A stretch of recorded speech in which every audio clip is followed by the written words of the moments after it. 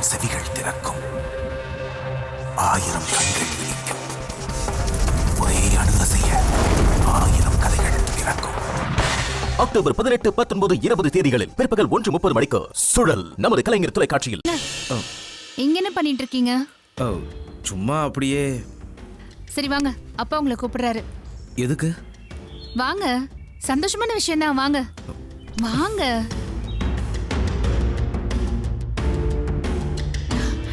உட்காருங்க. மாப்பிள, என்னது இது விரல்ல கட்டு? அது ஒன்றும் இல்லை மாமா, நைட்டு தெரியாம விரலை கட் பண்ணிக்கிட்டேன். ஒன்றும் பெரிய காயம் இல்லையே? இல்லைதா.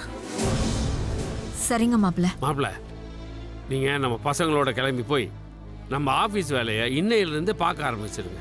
நான் இன்னைக்கு உன்னை அவசியம் பார்த்தே ஆகணும். ஒண்ணு நீ இங்க கிளம்பி வா, இல்லனா நான் அங்க வரேன். அதுல எது வசதின்னு நீயே முடிவு பண்ணிக்கோ.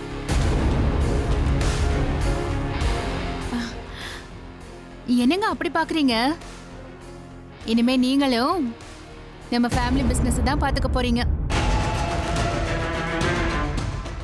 அதான் அப்பா உங்களே போக சொல்றாரு.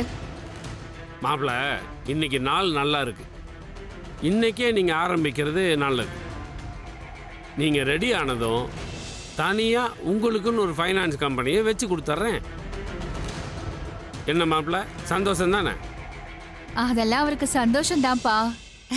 அந்த சந்தோஷத்துல தான் இப்படி ஷாக் ஆயிருக்காரு. டேய், நீங்க மாப்பிள்ளையை கூட்டிட்டு ஆபீஸுக்கு கிளம்புங்க.